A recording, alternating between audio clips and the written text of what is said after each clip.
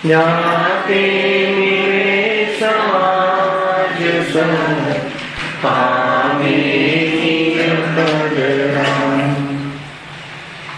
मिथ्या भावय भावती जे प्रगटे निज काम ते जयवंत रहो सदा तेज मोक्ष आज श्री मोक्ष मार्ग प्रकाशित ग्रंथ से बीजा अधिकार पर चर्चा प्रारंभ थी चुकी है। बीजा अधिकार ना मंगलाचरण विषय विशेष चर्चा उठेगी। ત્યાર પછી બીજા અધિકારની ભૂમિકા રૂપ પંડિત ઉદરમલજી કહે છે કે સંસારમાં જીવ કર્મ બંધનથી દુઃખી છે। ભૂલવાતા કહી કર્મ બંધનના કારણે સંસારમાં અનેક પ્રકારની અવસ્થાઓ રૂપ જીવ જોવા મળે છે અને ત્યાં મોહના કારણે જીવ દુઃખી થાય છે। એ વાત અહીંયા આવી અને આ જે કર્મ બંધન છે અનાદિકાળથી છે તેનાથી દુઃખી થઈ રહ્યો છે। દુઃખ દૂર કરવાનો નિરંતર ઉપાય કરે છે। પોતાની મનોગત કલ્પના દ્વારા પોતાની ખોટી બુદ્ધિ દ્વારા દુઃખ દૂર કરવાનો ઉપાય કરે છે। એ પ્રકારે દુઃખ તો દૂર થતું નથી અને દુઃખ સહન થતું પણ નથી। આ બધી વાત ગયા વ્યાખ્યાનમાં વિસ્તારથી કરી હતી અને તેથી જીવ વ્યાકુળ થઈ રહ્યો છે। હવે ત્યાંથી આગળ વાંચીએ છીએ। એ પ્રમાણે જીવને સમસ્ત દુઃખનું મૂળ કારણ કર્મબંધન છે। શું નિદાન કરાવ્યું, શું જાંચ કરાવી, શું નક્કી કરાવ્યું કે જીવ કર્મ બંધનથી દુઃખી છે। એનું નિદાન કર્મ બંધન રોગનું નિદાન, જે દુઃખરૂપી રોગ થયો છે એનું કારણ કર્મ બંધન છે। નિદાન શબ્દ અહીંયા મૂક્યું છે કે તે જ તારી પરિણતિને દુઃખનું દાન આપ્યું છે। એમ અહીંયા કહે તું જ દુઃખને જે ભોગવે છે એનું કારણ તારા બંધાયેલા કર્મોના કારણે જ છે। જે તું અહીંયા દેવું ચૂકવે છે, જે તું અહીંયા દુઃખી થઈ રહ્યો છે એનું કારણ કર્મનો ઉદય છે। અર્થાત તે જ સ્વયં કર્મ બાંધ્યા હતા અને એનો ઉદય થયો છે અને આવી જાતિની સ્થિતિઓ તારા જીવનમાં થઈ છે। બીજા અધિકારમાં સંપૂર્ણ વિષય એ છે કે કર્મ ઉદયમાં જીવની કેવી કેવી સ્થિતિ થાય છે અને એ સ્થિતિઓમાં જીવ કેવી રીતે ફરીથી રાગ દ્વેષ કરી અને જોડાય છે અને દુઃખી થાય છે। એ સિલસિલો અનાદિથી સંતતિરૂપ ચાલ્યો આવ્યો છે। કંઈ આજે આ નવી વાત છે એમ નથી, એમ અહીંયા કહે છે। જો એ પ્રમાણે જીવને સમસ્ત દુઃખનું મૂળ કારણ કર્મબંધન છે, તેના અભાવરૂપ મોક્ષ છે। કર્મના અભાવનું નામ મોક્ષ છે, સુખ છે। ભાવબંધ અર્થાત તો ભાવ કર્મ નિશ્ચયથી દુઃખરૂપ છે અને જે દ્રવ્ય કર્મ છે એને વ્યવહારથી દુઃખનું કારણ કહ્યું। દ્રવ્ય કર્મમાં પણ વ્યવહારનો આરોપ કેમ આવ્યો?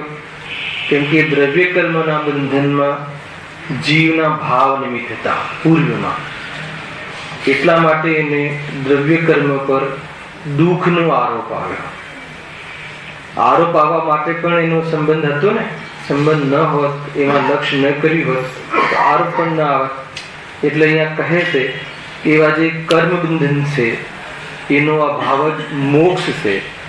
કર્મથી અભાવ, કર્મથી મુક્ત થઈ જવું એને જ સુખ કહ્યું છે। કર્મના ઉદયમાં જીવને ન જોડાવું અને કર્મનો અભાવ થઈ જવો એ જ સુખની અવસ્થા છે. મોક્ષ કહો, સુખ કહો, મુક્તિ કહો, એ અહીંયા કહ્યું છે. જો અને એ જ પરમ હિત છે. શું કહ્યું? મોક્ષને પરમ હિત કહ્યું, માત્ર હિત ન કહ્યું. સમ્યક દર્શન તો હિતરૂપ છે અને મોક્ષ પરમ હિતરૂપ છે. સમ્યક દર્શન તો ધર્મનું મૂળ છે, ચારિત્ર સાક્ષાત ધર્મ છે, અને મોક્ષ શું છે?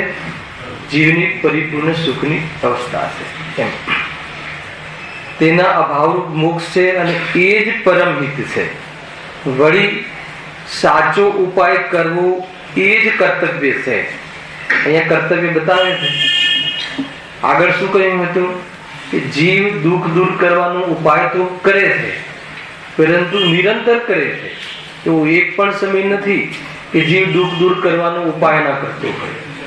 જીવ જે પણ કોઈ ભાવ કરે છે, જીવ જે પણ કોઈ જ્ઞાનનો વેપાર કરે છે, જીવ જે પણ કોઈ પરમા પ્રવૃત્તિ કરે છે, એ બધું સુખી થવા માટે કરે છે, પરંતુ એ સાચો ઉપાય નહોતો. એમ અહીંયા કહે છે.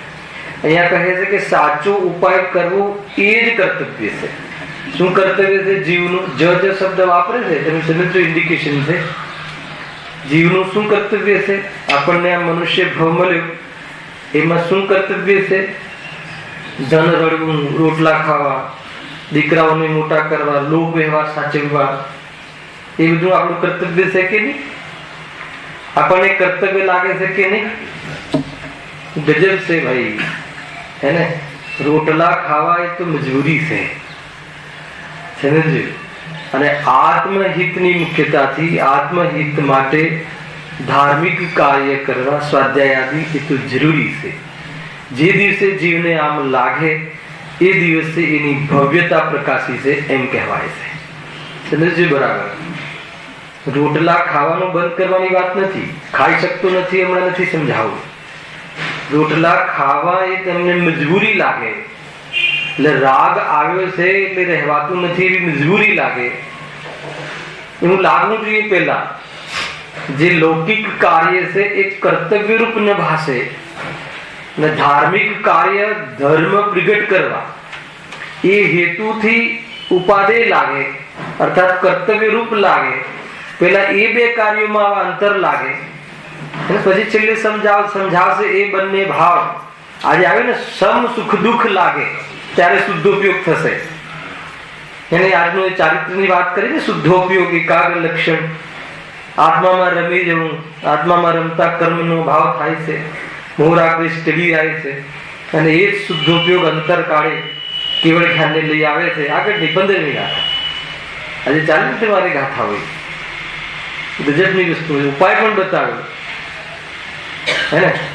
મોહના ભેદ વડે, મોહ અને જ્ઞાનના ભેદ વડે, એ અહીંયા કહ્યું, એવા ભેદપણે ઉત્કૃષ્ટપણાને પામે છે ઉપયોગ, એમ કહ્યું હતું. ત્યાં વદ્ય ઘાતક ભાવના વિભાગ વડે, યોગ્ય વિવેક વડે આત્મા મોહથી હણાય છે, મોહ ઘાતક છે અને આત્મા એનાથી હણાય છે એમ ભાન થઈ જાય તો મોહથી પ્રીતિ છૂટી જાય, એનો રસ છૂટી જાય, ભ્રાંતિ છૂટી જાય. એ બળ છે શુદ્ધોપયોગનું. એ જ વાત છે, બધી એક જ વાત તો આવવાની છે. અહીંયા શું કહે છે કે રોટલા ખાવા તો મજબૂરી લાગે, અને ધાર્મિક કાર્ય જે છે આત્મહિતના પ્રયોજનથી, અને પ્રયોજન માત્ર આત્મહિત, સમ્યક દર્શન માત્ર પ્રયોજન, એના માટે એ ધાર્મિક કાર્ય શું લાગે? જરૂરી લાગે. એવું લાગે છે, એવું ભાષે છે, હે ને? ગ્રસ્ત જીવનમાં કોઈ મતલબ આજે કોઈ ફૂલેકું હોય કે કોઈ જે લોક વ્યવહાર હોય કે આજે સવારે ચાંદલા રાખ્યા હોય તો શાસ્ત્ર છોડીને ચાંદલામાં જાય, બંનેમાં શું મહત્વ છે પ્રફુલભાઈ? બંનેમાં મહત્વ કયું છે? જો મૂળ વાત એ છે કે કાર્યકારી કયું લાગે છે. ધાર્મિક કાર્યોના ભોગે વ્યવહારિક કાર્ય કરવા યોગ્ય નથી. ખ્યાલ આવે કે નહીં?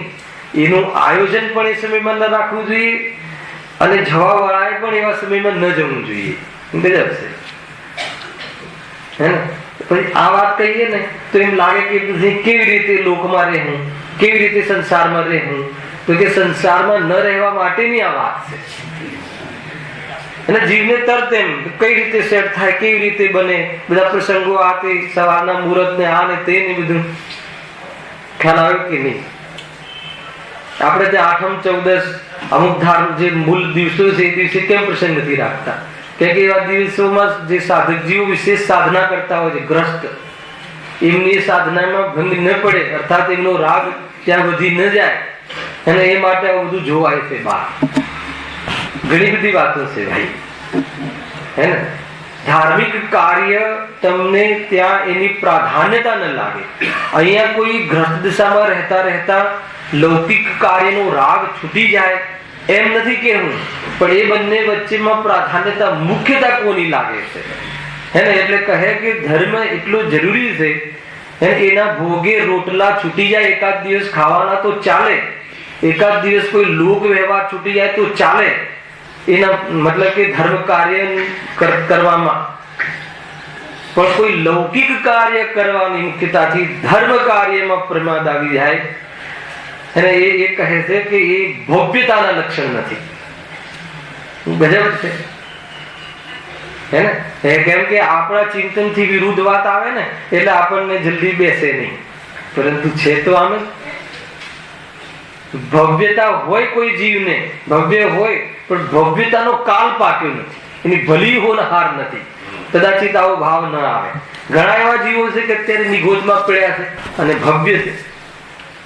ઘણા એવા જીવો છે કે અત્યારે બાહ્ય મુનિ દશા ગ્રહણ કરી છે આત્મભાન વગરની, પણ અભવ્ય છે કે જેનું ક્યારે મુક્તિ થવાની નથી. એટલે આપણે સીધો સિદ્ધાંત લાગુ નથી કરતા, ભલે તો એની અત્યારે હાલ આ કાળે ભલી હોનહાર નથી.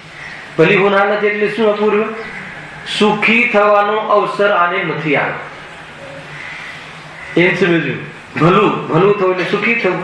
એ અહીંયા કહે કર્તવ્ય શબ્દનું અર્થ કર્યું છે. શું કર્તવ્ય છે? મૂળ તો આત્માનુભૂતિ કર્તવ્ય છે, અને આત્માનુભૂતિ પ્રાપ્ત કરવા વાળા જીવો પૂર્વ ભૂમિકામાં ગ્રસ્તના જે કાર્ય છે એ કાર્યમાં મજબૂરી ભાષિત થાય છે, અનિચ્છિત કરવા પડતા હોય એમ ભાષિત થાય છે. હલાવે કે નહીં? અને ધાર્મિક કાર્યમાં વિશેષ પ્રમોદ રહે છે, આનંદ આવે છે, આત્મહિતના લક્ષ્ય, બીજું કોઈ પ્રયોજન નહીં. હવે આગળ વધો.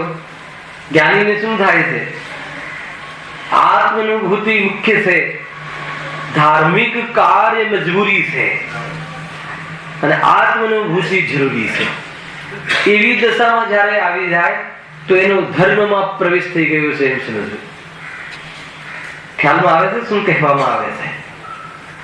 આજે બહારનો જે વ્યવહાર છે, પર્યાયમાં શુભ ભાવ છે, મહાવ્રત આદિ, અણુવ્રત આદિ, સટાવશ્યક રૂપી જીનેન્દ્ર ભગવાનની ભક્તિ, સ્વાધ્યાય, આ બધા જે ભાવ આવે છે આત્માનુભૂતિમાં જવાની સામે એ બધા કેવા લાગે છે? મજબૂરી છે. સ્વરૂપમાં રહેવાતું નથી એટલે ભાઈ અહીંયા દેખાઈએ છીએ, અહીંયા રહેવું.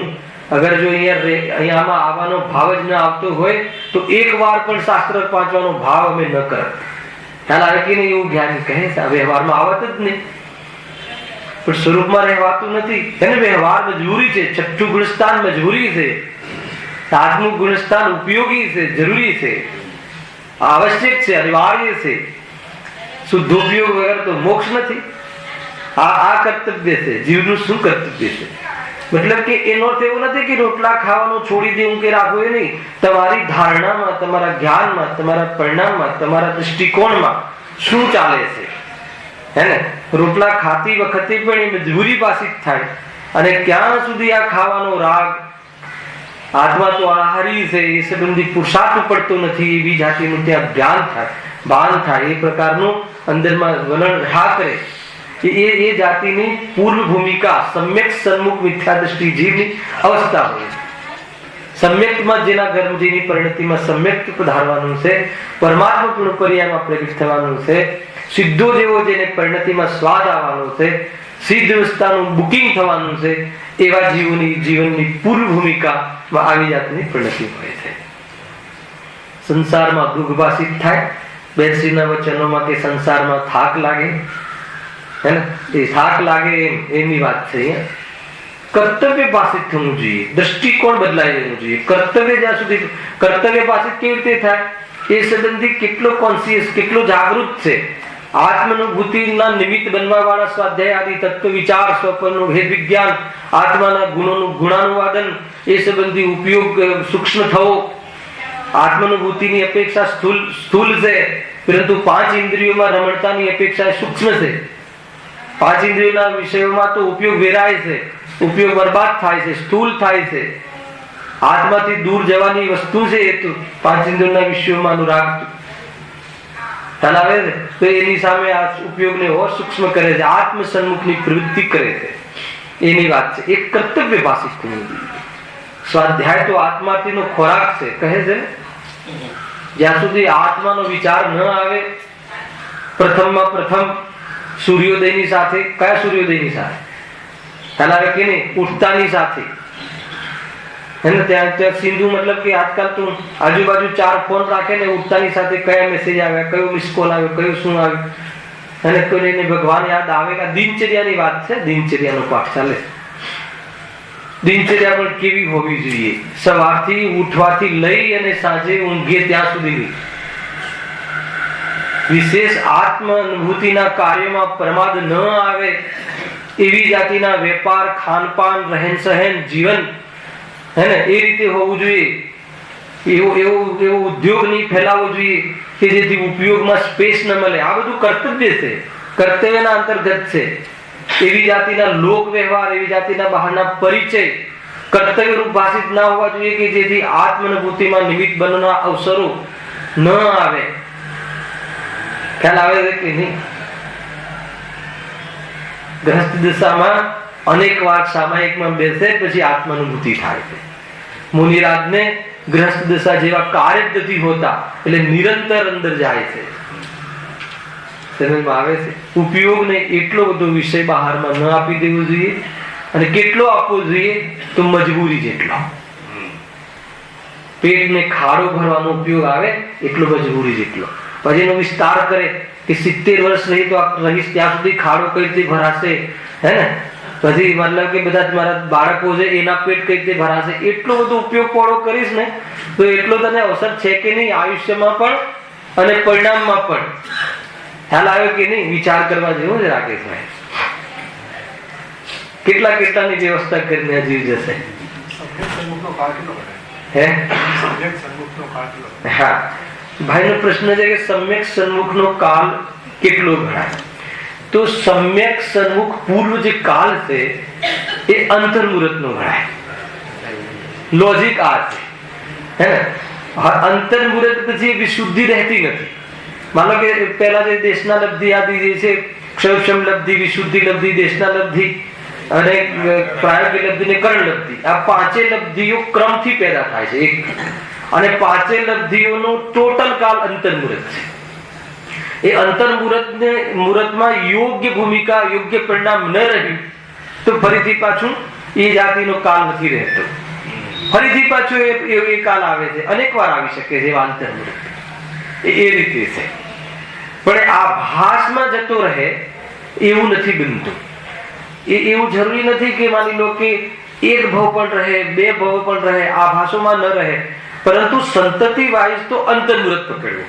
મતલબ કે તમારે અંતર્મુહૂર્ત કાલે વિજાતિની વિશુદ્ધિ થઈ, ફરીથી એ જાતિનો ઉપયોગ તૂટી ગયો, પણ ફરીથી પાછો ક્ષણમાં જઈને પાછું એ જાતિનો ઉપયોગ ચાલવા લાગે. એવું અનેક વાર થતું હોય છે. ત્યારે જેને સામાયિકના તીવ્ર કાલો આવે, એ રીતની વાત છે. પરંતુ જે સ્થૂલ અપેક્ષાએ જોઈએ તો એનું શરૂઆત જીવન જીવવાની કલા જ સમ્યક સન્મુખ વાળા જીવોનું, સમ્યક સન્મુખ આવા વાળા જીવોની આખું જીવન શૈલી જ કઈ જુદી હોય છે, પણ એનો વિશિષ્ટ કાળ અંતર્મુહૂર્ત છે.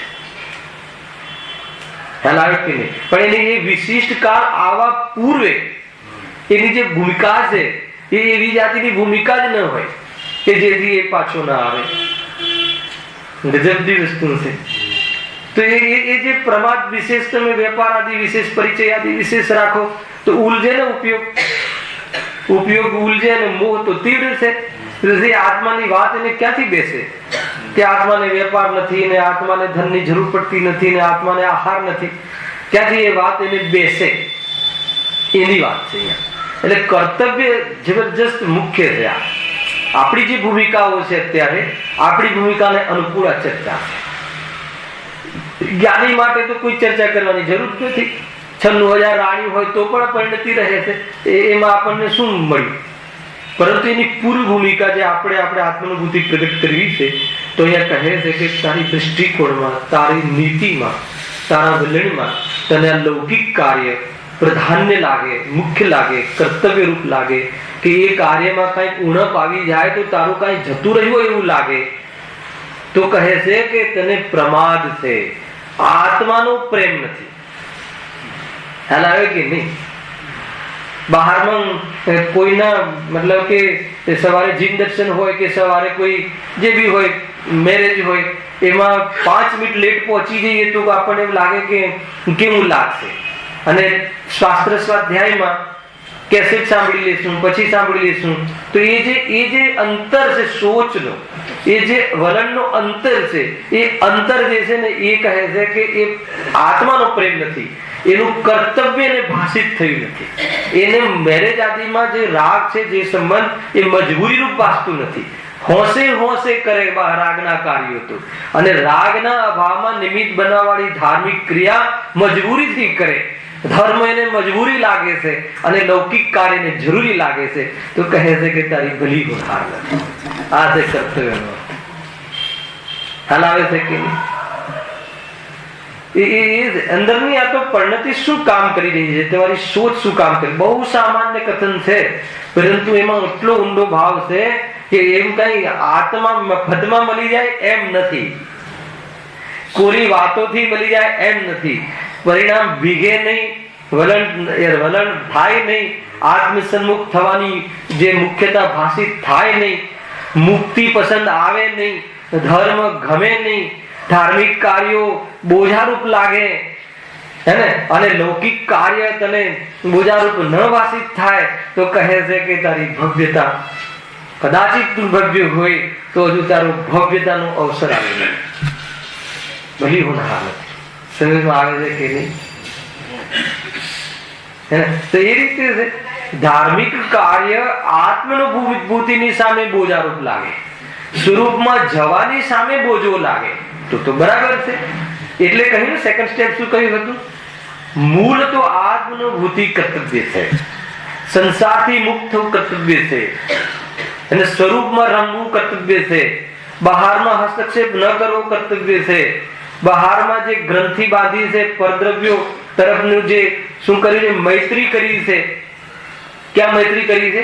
દ્રષ્ટિમાં ગાંઠ મારી દીધી છે, ગ્રંથિ કરી છે, જોડાણ કર્યું છે કે ધન હોય તો સુખ થાય, આટલું તો જોઈએ, દીકરાઓ સરખા હોવા જોઈએ, સગું સારું મળવું જોઈએ, શરીર બરાબર રહેવું જોઈએ. આ જે પક્ષ આવ્યો છે તેને પર પદાર્થોની મૈત્રી વૃત્તિ છે.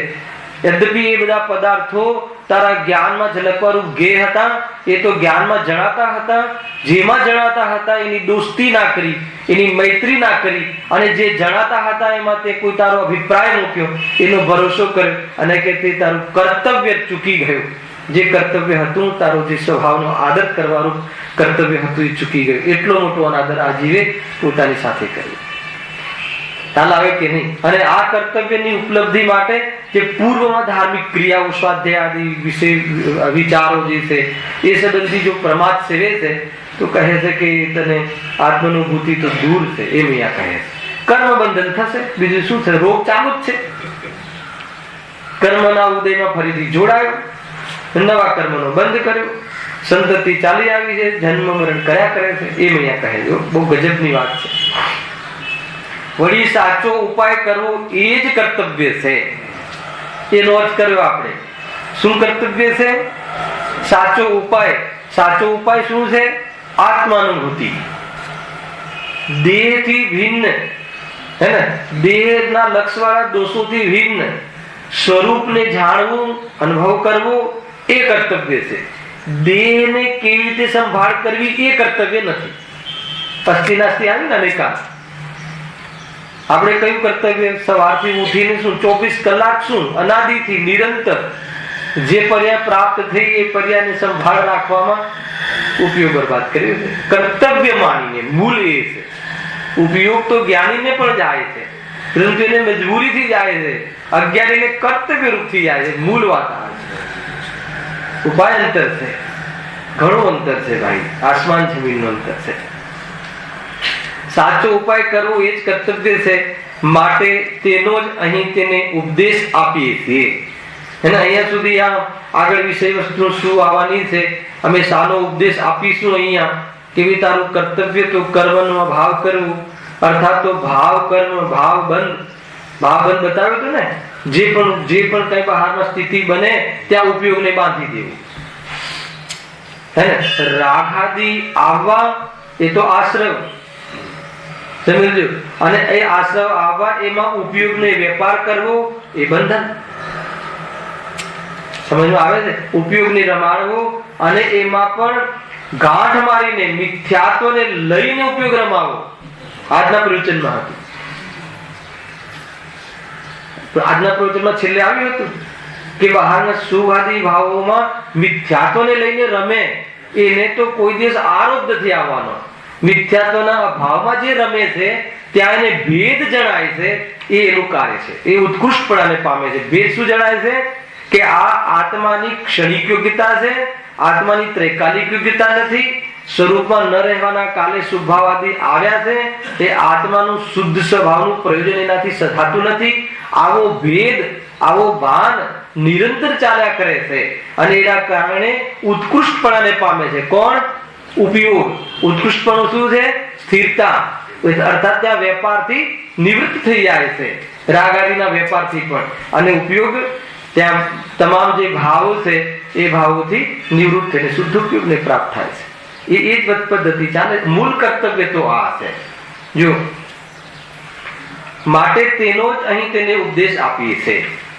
આગળ શું લીટી લખી હતી? અમે મોક્ષ માર્ગનો પ્રકાશ કરીએ છીએ. આ ગ્રંથમાં મોક્ષ માર્ગનો પ્રકાશ કરીએ છીએ એ વાત આવી. અને હેડિંગ શું આવ્યું? સંસાર અવસ્થાનું નિરૂપણ. પણ સંસાર અવસ્થાનું નિરૂપણ શું કામ કરીએ છીએ? એનાથી મુક્ત થવા માટે. જીવ સંસારમાં અને થોડા ઘણા સુખ, થોડા ઘણા પુણ્યના ઉદયમાં ભ્રમથી સુખ માની બેઠો છે, પણ એ બધી અવસ્થાઓ એકરૂપ નથી. એ અવસ્થાઓ એકરૂપ ન હોવાના કારણે એવી અનુકૂળતાઓમાં પણ તને વ્યાકુલતા થાય છે. એ વ્યાકુલતાનો અમે તને બોધ કરાવીશું એમ અહીંયા કહે છે, હે ને.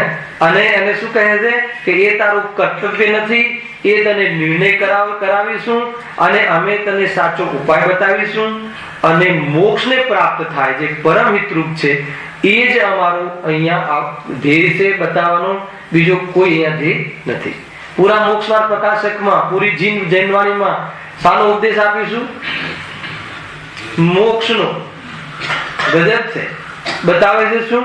સંસાર અવસ્થા. અને શું કહે છે કે અમે મુક્ત થવા, સંસાર અવસ્થા પણ તને મુક્ત થવા માટે બોધ કરાવીએ છીએ. કેમ કે તને સંસાર અને મુક્ત બે અવસ્થાનો ભેદ જ નથી.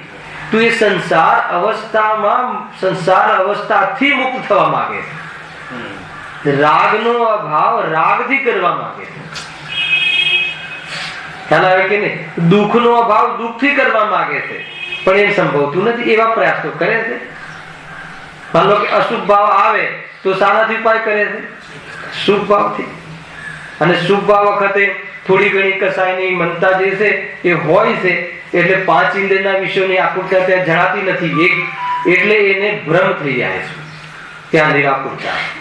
બીજું શું? એના ફલમાં બહારના સંસારમાં અનુકૂળતા આવી જાય છે. એટલે એમ થઈ જાય છે કે ધર્મ કર્યો અને ધર્મ કરવાનું ફળ સુખ મળ્યું. તથાપી એ તો કર્મજનિત અવસ્થાઓ છે. બતાવશે કે આ કર્મજનિત અવસ્થાઓ છે અને એ એકરૂપ નથી, ફરી જશે. સવારે ભિખારી હોય પછી કરોડપતિ દેખાય, સવારે કરોડપતિ હોય ક્ષણભર પછી ભિખારી દેખાય. આ બધી કર્મની અવસ્થાઓમાં કોઈ જાતનો એને ઉપાય ન કર્યો હોય તો પણ બાહ્યમાં કે આ બધું કેમ, શું છે? અહીંયા પેલા નંબરો આપે છે ને, 1 નંબર, ફર્સ્ટ નંબર, વિશ્વનો ધની. પછી બીજા દિવસે પેપરમાં આવે કે 10મો નંબર થઈ ગયો. મને વિકલ્પ આવે કે એક રાતમાં તો એવું શું થઈ ગયું હશે એવું શું થઈ ગયું હશે? અરે એક ક્ષણમાં થઈ જાય છે ને. રિલાયન્સ નો ભાવ તળિયે આવી ગયો તો જેટલી બધી ગણતરી હતી બધી તો બે ભ્રમ છે. નીચે આવી ગયો એ ભ્રમ છે ને કમાયો હતો એ પણ ભ્રમ છે. અહીંયા તો એ બતાવો. જબરદસ્ત વાત છે ભાઈ. જો હવે ઉદાહરણ આપે છે, બહુ સુંદર ઉદાહરણ આપે છે. હવે જેમ વૈદ્ય રોગ સહિત મનુષ્યને પ્રથમ તો રોગનું નિદાન બતાવે છે ને, વૈદ્યનું ઉદાહરણ આપે છે. શું કરે છે? હવે જેમ વૈદ્ય રોગ સહિત મનુષ્યને પ્રથમ તો રોગનું નિદાન બતાવે છે, નાડી પકડે ને અને પછી નિદાન બતાવે છે. શું બતાવે છે? કે તમને ચક્કર આવે છે, તમને અશક્તિ વર્તાતી હશે, હે ને, તમે આ ખાધું હશે એટલે તમને આમ થયું હશે, આ જૂનો મરડો છે એટલે તમને આમ થતું હશે. તો આ બધું આમ આપણને બતાવે છે. આ શરીર ફીકું કેમ પડી ગયું છે? કે અંદર હિમોગ્લોબિન ઓછું થઈ ગયું છે. નાડી પકડીને અને આ મૂળ ચિકિત્સા પદ્ધતિ હતી આપણી ભારતીય ચિકિત્સા પદ્ધતિની વાત છે, હે ને. પાશ્ચાત્ય ચિકિત્સા પદ્ધતિ વેસ્ટર્નની વાત નથી. વેસ્ટર્નની પદ્ધતિ જુદી છે. વેસ્ટર્ન પદ્ધતિ કેવી રીતે છે? આપણને પૂછે શું થાય છે તમને, હે ને. પછી આપણે કે પેટમાં દુખે છે તો પણ એને સંતોષ નહીં, બધા પેલા ટેસ્ટ કરાવવા પડશે. ઝાડાના, પેશાબના, લોહીના, હાડકાના એક્સરે બધું કરાવશે બહાર લેબોરેટરીમાં. આ વેસ્ટર્ન સ્ટાઇલ છે. આ એ વાસ્તવિક સ્ટાઇલ નથી. અહીંયા તો પેલા તો નસ પકડીને બધું જ કહી દે.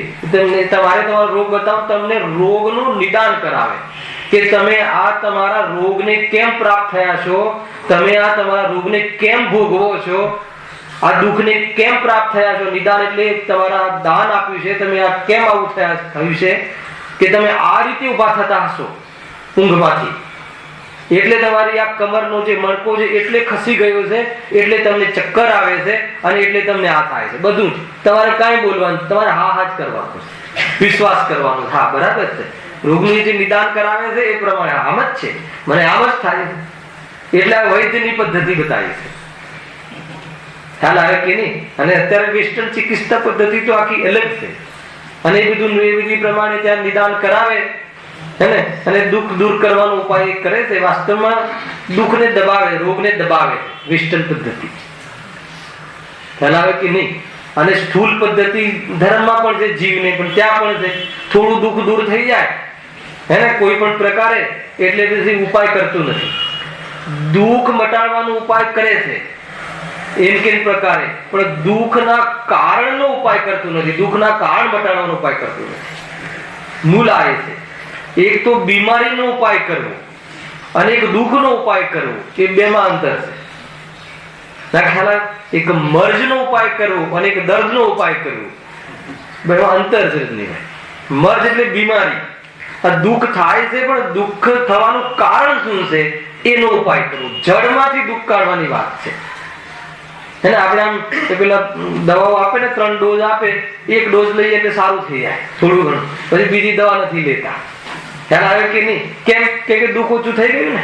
એટલે મૂળમાં બીમારી કાઢવાનો આપણો ભાવ ત્યાં પણ નથી હોતો. એવું ધર્મ માર્ગમાં પણ છે. ધર્મ માર્ગમાં પણ શું થાય છે? દુઃખ દૂર કરવા આવીએ છીએ બહારના, એટલી કસાયો ક્લેશ થાય છે, આ છે તે છે. તો મંદિરમાં સ્વાભાવિક આવ્યું છે, કસાય મંદ થાય.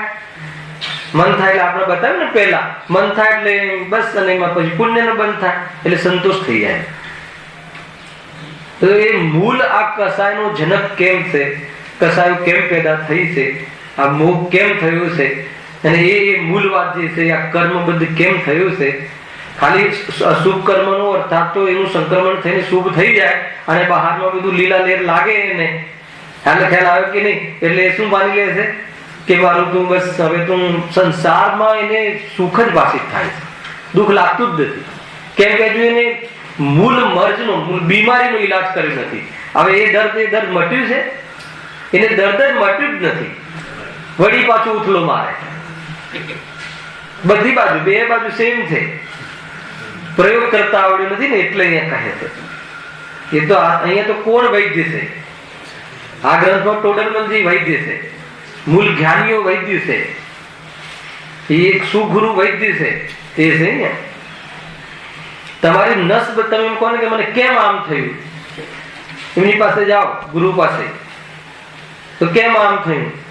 તો તરત બતાવશે કે રીતે પૂર્વમાં આવો કોઈ ભાવ કર્યો છે. કહે કે ભાઈ વર્તમાનમાં કહે ગુરુ પાસે જઈને કહે કે ગુરુદેવ વર્તમાનમાં તો મેં કોઈ એવો રાગ કર્યો નથી, હે ને, ઉપરથી મેં તો દીકરાઓને એવા રાખ્યા છે, ભીને સુઈને સુકે સુવાડ્યા છે, એટલી બધી જાત્રાઓ કરી છે એના સુખ માટે, બધું કે છે. શું નથી કર્યું? હાથમાં રાખ્યો છે, આખી આખી રાત જાગ્યા છીએ, એક છીંક આવે તો આખી એની પાસે બેસી રહ્યા છીએ, પરંતુ આજે મને કેમ કાઢી મૂકે છે? શું જવાબ છે? આવી સ્થિતિ કેમ આવી? પ્રભુ બતાવો. ખ્યાલ આવે કે નહીં? તો એ કહેશે કે પૂર્વમાં તે એવા ભાવ કર્યા છે, તું એના દોષને નહીં જો, તે એવા દોષ કર્યા છે કે તારે ઉદયમાં આવ્યો છે. ખ્યાલ આવે કે નહીં? અને એ દોષ શું છે અને તે આવા દોષ કેમ કર્યા? કેમ કે તે તારામાં ગુણ ન જોયો, જ્ઞાનનો. એ દોષ રાગ અને જ્ઞાનનો ભેદ ન કર્યો, એટલે તને દોષ તે કર્યા અને દોષને લઈને બહારમાંથી પ્રવૃત્તિ કરી, એનાથી કર્મ બંધાયા અને આ એનું ફળ છે. એક એક વસ્તુ બતાવશે. ગુરુ પાસે જાઓ પછી હા કે બરાબર છે કે એમાં એનો શું દોષ છે? તમને ઘરમાંથી દીકરો કાઢી મૂકે 70 વર્ષે, તેમાં દીકરાનો શું દોષ છે? દીકરાને જે તમારા પ્રત્યે દ્વેષ આવ્યો એનો દોષ છે, પણ તમને કાઢી મૂકે એમાં એનો શું દોષ છે? એમાં તમારો કાંઈ રોલ નથી. તમને આપણને ઘરમાંથી દીકરા કાઢી મૂકે છે એમાં આપણો કોઈ રોલ નથી. અને અમે તો કેટલું બધું કર્યું છે, દાગીના વેચીને ભણાવ્યો છે, અમેરિકા મોકલ્યો હતું, હવે અમેરિકાથી પાછા આવવાનું નામ નહીં, અહીંયા ઘર ડગરમાં મૂકી દીધા છે. હાલાવે કે નહીં? શું દશા છે જીવ? તો એ દશા દીકરાના કારણે આવી છે કે તારા કર્મના ઉદયના કારણે આવી છે? એક એક વસ્તુ બતાવશે. ખ્યાલ આવે કે નહીં? ગજબ છે. એનો ઉપાય પણ બતાવશે કે આ કર્મ બંધનથી કેવી રીતે મુક્ત થવું. પહેલા તો કે આવી દશાઓ થાય છે અને આવી દશાઓ કર્મ બંધનના કારણે થાય છે એ બતાવશે. રોગનું નિદાન કરાવે છે, કેમ આવું થયું, મારી સાથે કેમ આવું થયું, હે ને? પછી બતાવશે ઉપાય. તારી સાથે શું થયું છે, આત્મન સાથે શું થયું છે, જ્ઞાનમાં કઈ કમી આવી છે, તું કોણ, એ પછી આગળ બતાવશે. ગજબની વાત છે. અહીંયા શું કહે છે? જો વૈદ્યની વાત ચાલતી હતી આપણે. તથા જો તે રોગીનું ક્યાં છે? હા, વળી તે રોગને દૂર કરવાનો ઉપાય. હવે જેમ વૈદ્ય રોગ સહિત મનુષ્યને પ્રથમ તો રોગનું નિદાન બતાવે. શું બતાવે? કે આ પ્રમાણે આ રોગ થયો છે, શરીર કેમ પીળું થઈ ગયું છે, તો કે આમ કર્યું હતું એટલે પીળું થઈ ગયું છે. એ રીતે રોગનું નિદાન બતાવે છે. નિદાનનો અર્થ ખ્યાલ આવ્યો? કે આવું મારે કેમ ભોગવવું પડ્યું, તારે આવું કેમ ભોગવવું પડ્યું એ અમે દર્શાવીએ છીએ. તારે કેમ આવા દુઃખનો ભોગ કરવો પડ્યો એ અમે દર્શાવીએ છીએ. કેમ તને આ નિદાન એટલે શું કામ તારે આવી જાતિના ભોગને તું પ્રાપ્ત થયું, આવી જાતિના ભોગોને પ્રાપ્ત થવું એ નિદાન છે. અને એવું નિદાનની જાંચ કરીને બતાવે છે કે આવું કેમ થયું. તો વૈદ્ય એક બતાવે છે ને કે તમે કાલે આ ખાધું હતું, કે હા, તો બસ કે એના કારણે આ થયું છે. તો એ રીતે રોગ બતાવે છે, એનું બંને બતાવે છે. એમ અહીંયા કહે આ પ્રમાણે આ રોગ થયો છે. જો હા હવે આ પ્રમાણે આ રોગ થયો. તથા એ રોગના નિમિત્તથી તેને જે અવસ્થા થતી હોય તે બતાવે. એ બતાવે ને હમણાં કે આ અવસ્થા થશે, આ થાય છે, હેને? મતલબ કે આ રીતે થોડા ચક્કર પણ આવતા હશે, 2 પગથિયા ચડ્યા પછી થાક પણ લાગતો હશે, બેસવાનો ભાવ આવી જતો હશે, એ રીતે બતાવે છે કે નહીં? તો હા, ક્યાં એને વિશ્વાસ આવી જાય છે કે નહીં, એકદમ બરાબર છે. એ રીતે જેથી તેને નિશ્ચય થાય કે મને એવો જ રોગ છે. આ રોગનો વિશ્વાસ કરાવે કે પેલા તને આ રોગ થયો છે, આ ગુણ નથી, આ રોગ છે. ખ્યાલ આવે કે નહીં? વધારે ઓર્ડર મળવા અને એમાં ઉલઝવું એ ગુણ નથી, એ રોગ છે. શૈલેષભાઈ, 2 ફોર્મ વધવી સંયોગમાં કર્મના ઉદયથી અને ઘાતી કર્મના ઉદયના કાળમાં ઉપયોગનો ત્યાં રોકાવું, ભાવબંધ થવો, દુનિયાદારીમાં એને ભલે ગુણ કહેવાય, એના ઉદ્ઘાટન થાય, એની પત્રિકાઓ છપાય, એનામાં મીઠાઈઓ વેચાય. સાદી મીઠાઈ વેચાય છે, ખ્યાલ આવે છે? દુઃખની કેટલું અંતર છે. ખ્યાલ આવે કે મને ઘણી વાર વિચાર આવે કે સારું ઉદ્ઘાટન કરે છે, સાની શોભા. શું કામ દુનિયાને બતાવે છે કે મેં નવી ફર્મ ખોલી? શોભા છે. ખ્યાલ આવે કે નહીં? કદાચિત કોઈને આજકાલમાં હશે, કોઈ ઓપનિંગ તો કહેતો હશે કે મારા માટે કહે છે કે શું? એવું કોઈને થઈ જાય કે ન થઈ જાય? થઈ જાય તો બહુ સારું, થવું પણ જોઈએ કે વાત તો સાચી છે. નામ શું આપે? ખ્યાલ છે? કહાન ટ્રેડર્સ. અને પછી કામ શું કરે? કહાન ભૂરી જે કર્યું એનાથી બધા વિરોધી કામ કરે. 5 પાપ, હિંસા, જૂઠ, ચોરી, કુશી, પરિગ્રહ, ટેક્સ ચોરી, આ તે ધમાલ ધમાલ ધમાલ, ઉપયોગની બરબાદી. ખ્યાલ આવે કે નહીં? એવા નામના ઉપયોગ ક્યાં કરવા એ પણ વિચાર કરવા જેવો છે. શું કામ નામ આપતો હશે ખબર છે? કહાન ગુરુની આપણા પર દ્રષ્ટિ રહે. કઈ દ્રષ્ટિ રહે? રહેમ દ્રષ્ટિ રહે. બધું ગ્રહિત મિથ્યાત્વ થાય, હે ને? ગ્રહિત મિથ્યાત્વ થયું કે નહીં? 7મા અધિકાર વાળું. પુણ્યથી બહારમાં, મતલબ કે ભગવાનની ભક્તિમાં એ આશા રાખે, બહારના સંસાર વધવાના, ભગવાનની પાસે જવામાં સંસાર કાપવા માટે જવાનું હતું. એ અંદરમાં વાસનામાં પડ્યું છે. ભલે એને ઉપયોગમાં ખ્યાલ આવે કે ના આવે, પડ્યું હોય ક્યાંય ને ક્યાંય. એમ અહીંયા કહે છે જો. હા, આ પ્રમાણે રોગ થયો છે, તથા એ રોગના નિમિત્તથી તેને જે અવસ્થા થતી હોય તે બતાવે, જેથી તેને નિશ્ચય થાય કે મને એવો જ રોગ છે. વળી એ રોગને દૂર કરવાનો ઉપાય અનેક પ્રકારે બતાવે. ખ્યાલ આવે ને? અનેક પ્રકારે બતાવે એટલે શું? એક્સરસાઇઝ કરજો, આ કરજો, તે કરજો, દૂધની સાથે દવા લેજો, પેલા આ લેજો. વૈદ્ય તો એ બતાવે ને અનેક પ્રકારે યોગ્ય ઉપાય ત્યાં બતાવે છે. અને એ ઉપાયની તેને પ્રતીતિ અણાવે. ગજબની વસ્તુ છે. શું વૈદ્યનું પણ શું રોલ બતાવે? એ ઉપાયની તેને પ્રતીતિ બતાવે. અને આપણે જઈએ ને, માન લો કે કોઈ પગમાં તકલીફ હોય તો બહાર તો બતાવે પછી કે જો આ પેલા બેન બેઠા છે ને, એ બેનને પેલા ચલાતો પણ નતો, આજે તો ધડાધડ પગથિયા ચડી જાય છે. એમ કરીને તમને પ્રતીતિ કરાવે કે આ ઉપાયથી રોગ મટે છે. બહુ ઊંચી વાત છે. હમણાં એનો ઉપયોગ શું છે આ બતાવીશ તમને. બહુ ઊંચી વાત છે. થાય છે કે નહીં? એને કહે કે ભાઈ એમ પેલા તો ઓપરેશન નું કીધું હતું ડોક્ટરે, જે મતલબ કે વિશ્વના મોટા ડોક્ટરે કીધું હતું કે શરીર કપાવાથી જ મટશે, પણ અમે આ જે પોઈન્ટ આપ્યા છે ને, જો ઓપરેશન પણ ન કરાવવું પડ્યું, અને અત્યારે પોતે ચાલીને મંદિર જાય છે. શું કામ બતાવે છે ખબર? કે અમે જે ઉપાય બતાવ્યો છે એ પ્રોપર છે, એના પર તું ભરોસો કર. એની પ્રતીતિ બી અપાવે.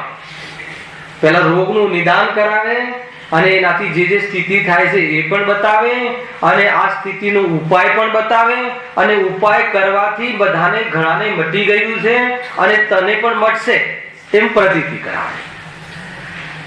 હે ને? ડોક્ટરે બી શીખવ્યું હોય તો અહીંયાથી આ ઉપાય છે, પણ સાચો ઉપાય. એ તો ઉદાહરણ છે જો. હા, અને ઉપાયની તેને પ્રતીતિ પણ કરાવે, અણાવે. એટલું તો વૈદ્યનું કામ છે. વૈદ્યનું કામ એટલું જ છે. બહુ મોટી વાત છે. દવા આપવી એ વૈદ્યનું કામ છે, દવા લેવી એ આપણું કામ છે. બેમાં અંતર છે. વૈદ્યનો રોલ પછી એમ કહે છે, હે ને? આચાર્ય દેવ, ગુરુદેવ, કુનકુન દેવ, સર્વજ્ઞ દેવ, એમનું બતાવવાનો રાગ હતો. સર્વજ્ઞ દેવને તો બતાવવાનો પણ રાગ નહોતો. દિવ્ય ધ્વનિમાં બતાવવાનું કાર્ય થયું. કરાવી શકે તારો રોગ કોઈ વૈદ્ય દૂર કરી દે, અહીંયા એ પણ લેવું એમ છે નહીં. અને સારા ડોક્ટર પાસે ગયા પણ રોગ જ ના મટ્યો. કેમ ના મટ્યો? દવા લીધી હતી, કેવી રીતે ઉપયોગમાં લેવી એ ખબર હતી, કયા પ્રયોગથી લેવી એ ખબર હતી, ખાધા પહેલા કે ખાધા પછી એ ખબર હતી, વ્યવહાર ક્યારે ને નિશ્ચય ક્યારે ખબર હતી?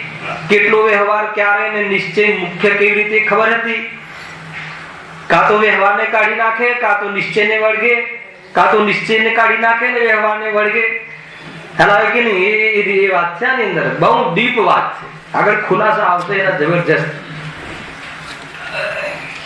એને કેવી રીતે પ્રયોગમાં લેવું એ ખબર હતી? ખબર હતી પણ કર્યું નહીં. આ મૂળ વસ્તુ છે. બતાવો ક્યાં અનિલભાઈ, આપણામાં ક્યાં પડી છે? બતાવો. આ વાત તો સાચી છે. આ વાત તો સાચી છે, પછી અલ્પ વિરામ આવે કે પૂર્ણ વિરામ આવે? હાલાકી આ બહુ મોટો રોગ છે આપણો. આ વાત તો કઈ વાત સાચી છે? કઈ વાત? વિતરાગતા સુખ છે, વાત સાચી છે. કઈ વાત સાચી છે? આ જ સુખનો માર્ગ છે, આનાથી સુખી થાવ એ વાત સાચી છે. હજુ એનું પૂરું એની અંદરનું જે કહેવું છે હજુ એને ગૌણમાં છે, કહેશે એમાંથી ખ્યાલ આવે. પણ આ વાત સાચી છે ખબર ખ્યાલ આવે કે નહીં? સર્વજ્ઞ દેવ કહે છે વાત જૂઠી ના હોઈ શકે, અને ખરેખર આ વાત સાચી છે, આ નાથી તરાશે. ખ્યાલ આવે રસિકભાઈ? પણ શું? જયારે આ વાત સાચી છે તો પછી પણ શું? ખ્યાલ આવે કે નહીં? પણ અત્યારે તો છોકરાઓને સેટ કરવા પડશે ને. એક ફેક્ટરી તો સેટ થઈ ગઈ છે, તો પછી આ બધી વાત સાચી હતી એ શું? કોઈ કોઈને સેટ ના કરી શકે, એક દ્રવ્ય બીજા દ્રવ્ય ના કરી શકે, એ વાત સાચી હતી એ તને લાગી હતી એ શું? પછી કાં તો આ ખોટું હોય, કાં તો પેલું ખોટું હોય. બે માંથી સત્ય તો એક જ હોય, બે સત્ય ના હોય. બે સત્ય હોય કોઈ દિવસ? રાગથી એ થાય ને વિતરાગતાથી એ થાય હોય શકે. રાગ હોય ખરો, પણ રાગથી સુખ થાય એ વાત તો ત્રણ કાળમાં સત્ય નથી. તો એ છે ને, એ અહીંયા કહે છે એ પ્રમાણ ગજબની વસ્તુ છે. આજે એને પાછળ સિંહ પડ્યો હોય, ખ્યાલ કે નહીં? શું છે રાકેશભાઈ? સિંહ દાઢ में दबा हुआ, किससे खेलते? बोलो લીટી આવે? आयु अल्प है बुद्धि अल्प है मानव तन पाना दुर्लभ तीर्थंकर का विरह यदि है संत समागम भी दुर्लभ सिंह दाढ़ में फंसा हुआ तो पगले किससे खेल करे निज सुख को तो छोड़ दिया है पर परिणति से मेल करे अब तो रोक लगा ले मन को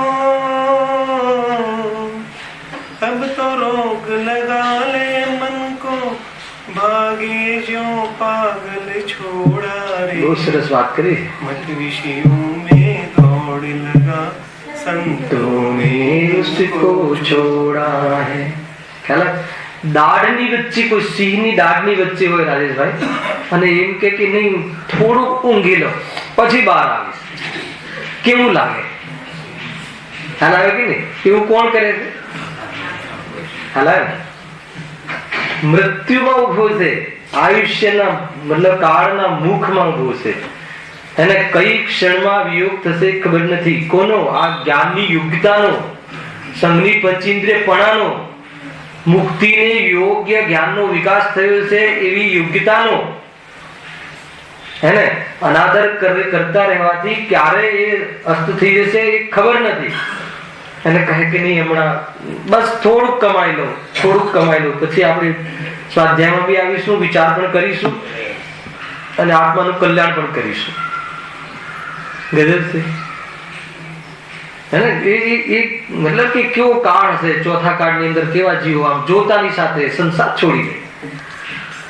અહીંયા ટીપી ટીપીને કહે એને વાસ્તવમાં નિવૃત્તિ થવાના નિમિત્તો તો ચતુર્થકાળ કરતા પંચમ કાળમાં વધારે છે. રજનીભાઈ તમે વિચાર કરજો, પ્રથમાયુગમાં લખ્યું છે ચતુર્થ કાળમાં તો એવા પુણ્ય લઈને આવે છે જીવ કે એને ધર્મ કરવામાં પ્રમાદ થવો ખ્યાલમાં પણ આવે, અને પંચમ કાળમાં તો મતલબ કે એક સાધને બીજું તૂટે, માંડ સરખું અહીંયા કરે ત્યાં બીજી બાજુ તકલીફ આવી જાય.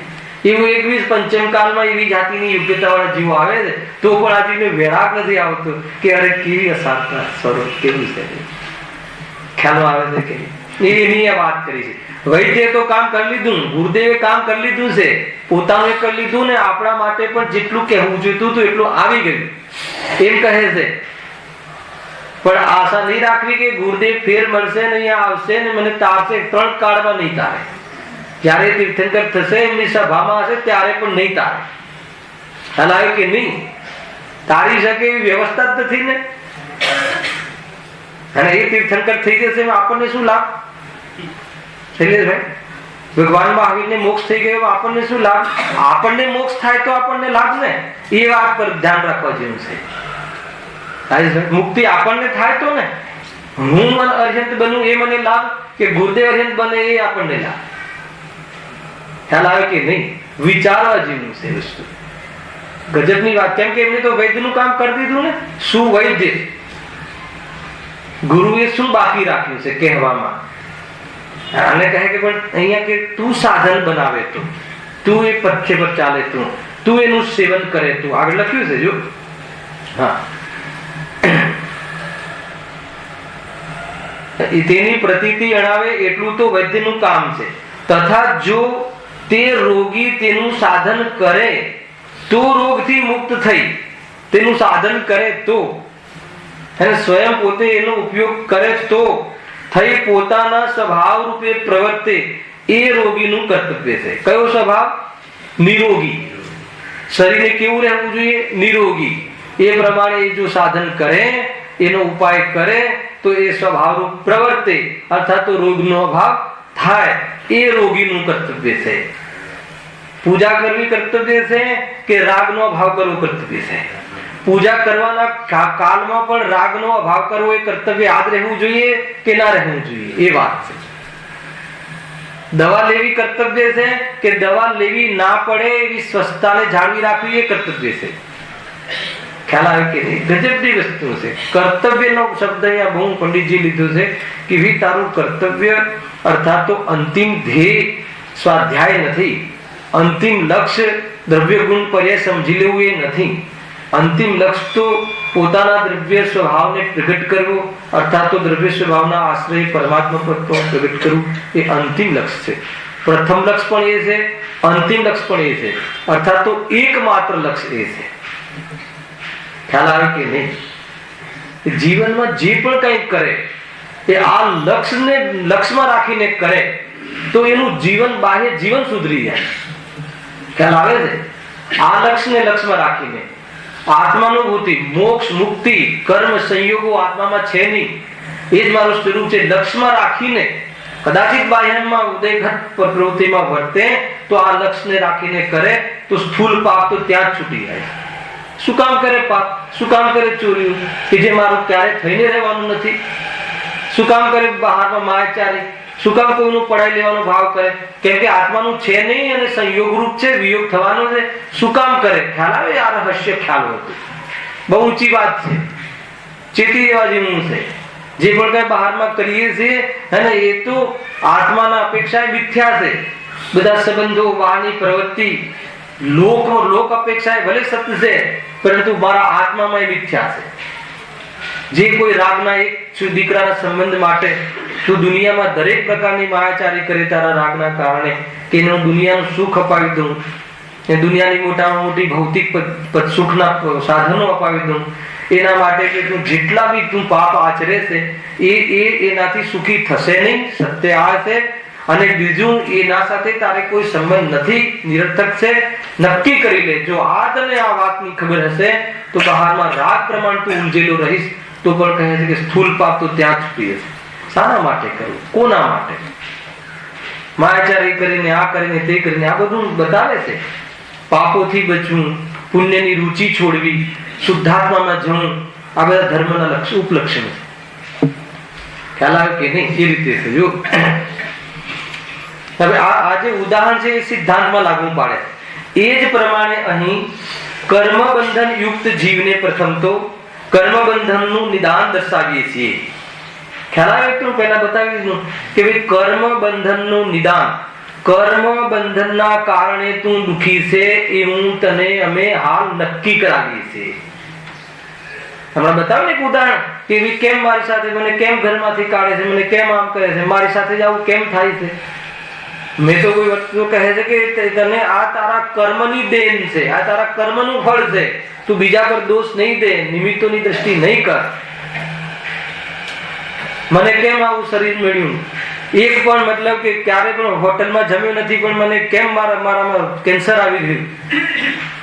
હે, પૂરા જીવન દરમિયાન સાધુ જીવન જેવું જીવન જીવ્યા ગુરુદેવ, અને અંતમાં કેન્સરનો રોગ શરીરમાં આવ્યો ને, તો એમને આ વાત ખબર હતી કે કોઈના કારણથી નહીં, કે અમારે એવી જાતિનો અસાતા કર્મનો ઉદય આવ્યો છે. અસાતા કર્મના ઉદયમાં શરીરમાં રોગ આવ્યો છે, અને ભાન હતું કે આત્મામાં રોગ નથી. મૂળ વાત તો એ છે. મૂળ એટલે ગુરુદેવ કહેવાયા. ખ્યાલ આવ્યો કે નહીં? કે એ શરીર અને રોગ આત્મામાં પ્રવેશ કર્યા નથી, એ ભાનને ભોગવતા હતા. એ એવી જાતિના દ્રવ્યની દ્રષ્ટિથી સ્વરૂપનું વેદન કરતા હતા અને જ્ઞાનનું સંવેદન કરતા હતા. જ્ઞાનનું સંવેદન હોય છે, રોગનું સંવેદન હોતું હશે? રોગનું તો જ્ઞાન હોય છે. રોગનું જ્ઞાન કરવું એ જ જ્ઞાનનું વેદન છે. રોગનું જ્ઞાન કઈ રીતે કરવું? આ રોગ છે, આત્મા નથી. એવી રીતે જે જ્ઞાનનું વેદન છે એ સ્વસંવેદન છે. ઘણી બધી વાતો છે ભાઈ. જો કર્મ બંધનના નિમિત્તથી તેને જે અવસ્થા થાય છે તે દર્શાવીએ છીએ કે જે વડે જીવને નિશ્ચય થાય કે મને એ જ પ્રમાણે કર્મ બંધન છે. મને એ જ પ્રમાણે કર્મ બંધન છે એટલે શું? કે હા, કે મારા કર્મના જ ફળ છે, અને કર્મના ફળ છે, અને એમાં હું ભાવબંધથી દુઃખી છું. એમાં હું બંધાયો, એમાં હું વેપાર કરું છું, માથે જિમ્મેદારી લઉં છું, ઉપયોગને બાંધું છું. ઉપયોગને બાંધ્યો ને, નહીં બસ આટલું કરવું, આ કરવું, તે કરવું, હવે બસ આટલો વેપાર કરવો, આટલું તો કરવું જ જોઈએ. એ રીતે ઉપયોગને બાંધ્યો, અને એ બાંધ્યો એ પ્રમાણે થતું નથી એટલે તું દુઃખી થાય. એ મૈયા કહે છે. તથા એ કર્મ બંધનથી દૂર થવાનો ઉપાય અનેક પ્રકારે બતાવીએ છીએ. અનેક પ્રકાર એટલે શું પ્રભુભાઈ? અનેક પ્રકારનો શું અર્થ છે? કોઈ બે ચાર રીતો છે? અને ચારે અનુયોગના માધ્યમથી જીવી સામે મન રુચિ વાળું હોય તો પ્રથમાનુયોગથી બતાવીએ છીએ કે જો કર્મ તત્વ રડે કે ભાઈ મને તો કેવા કર્મના ઉદય છે, તો બતાવે કે જો જ્ઞાનીને પણ કર્મના ઉદય આવ્યા છે, જ્ઞાની પણ કર્મના ઉદયથી બચ્યા નથી. સીતા માતા પર પણ આરોપ આવ્યો હતો ને, પણ એમને શું કર્યું? ઉપાય બતાવશે. ખ્યાલ આવે કે નહીં? મહાન મુનિરાજોના જીવનમાં પણ ઉપસર્ગ આવ્યા હતા, તો એ બતાવે. પ્રથમાનુયોગના માધ્યમથી બતાવે, ચરણાનુયોગના માધ્યમથી બતાવે, કર્ણાનુયોગના માધ્યમથી બતાવે, દ્રવ્યાનુયોગના માધ્યમથી બતાવે. અનેક પ્રકારે સુખના ઉપાય બતાવે, અનેક પ્રકારે દુઃખી થવાના કારણ બતાવે, અને દુઃખ દૂર કરવાના ઉપાય પણ બતાવે. એ રીતે કરે છે. જેવી રીતે કોઈ આપણી પાસે બહુ દુઃખના રોજના રોવે કે મારે આમ થાય, અરે આવું તો જ્ઞાનીના જીવનમાં પણ થતું હોય, પણ ત્યાં એમને ખ્યાલ આવી ગયું કે આ પૂતગલનું કાર્ય છે, અને એના પ્રત્યે આકર્ષણ થવું તે આશ્રય છે, અને એમાં રોકાવું એ બંધ છે, અને આ બધાનું જેનામાં જ્ઞાન થાય એ જ્ઞાન હું છું એમ વેદ જ્ઞાન કરી અને આશ્રમનો નાશ કરીને તરી ગયા. એમાં રોતા ન રહ્યા, આર્ત ધ્યાન ન કર્યું. પ્રથમાનુયોગના માધ્યમથી બતાવે, ચરણાનુયોગના માધ્યમથી બતાવે, હે ને? કેવું જીવન રહ્યું. બહારમાં રાગ હતો ખાવાનો, પણ એટલો મર્યાદિત કરી દીધો. કેટલો મર્યાદિત કરી દીધો કે સટકાયેલી જીવોની હિંસા રૂપ પરિણામ ન થાય, અર્થાત એવી પ્રવૃત્તિ ન થાય, એવી મર્યાદારૂપ રાગમાં રહ્યા, અને એવી મર્યાદારૂપ રાગમાં, મંદ રાગમાં સ્વરૂપનો પુરુષાર્થ કર્યો, અને મંદ રાગનો પણ અભાવ કરી અને રેન થઈ ગયા. અનેક રીતે બતાવે. જેને હવે સામેવાળો વ્યક્તિ ક્યાંથી પૂછે છે, કઈ બાજુથી એનો રોગ, એની પીડા છે, એ પીડાની ઓરથી એને ત્યાં ઉપયોગ બતાવે છે. એ રીતે જ્ઞાનીઓની તો બહુ કરુણા રહી. વૈદ્યએ તો કામ કરી લીધું છે, હે ને? પંચમ કાળના અંત સુધી તો અહીંયાની અપેક્ષા કહેવાય છે, પણ ત્રણેય કાળે વિતરાગ ધર્મ તો અનાદિ નિધન સત ધર્મ છે, અને એને બતાવવા વાળા પણ ત્રણેય કાળે રહેવા વાળા છે. એટલે સુવૈદ્યની તો કમી નથી. કદાચ કમી આવે તો આપણા ઉપાદનમાં છે. અગર જો એ પ્રમાણે જીવ પોતાનું કાર્ય કરી લે તો કર્મ બંધનથી છૂટી અને મુક્તિને પામે છે. કાલે આ વિશે થોડું આગળ ચલાવીશું.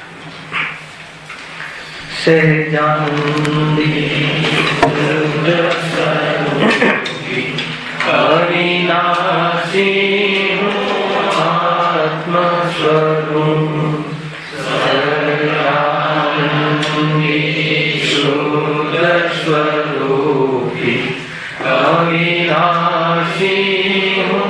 आत्मस्वरूप सच्चिदानंदी शुद्ध स्वरूपी अविनाशी आत्मस्वरूप मंगल विराजमान देवादिदेव सिमंदर भगवान हमें साथ सर्वदिन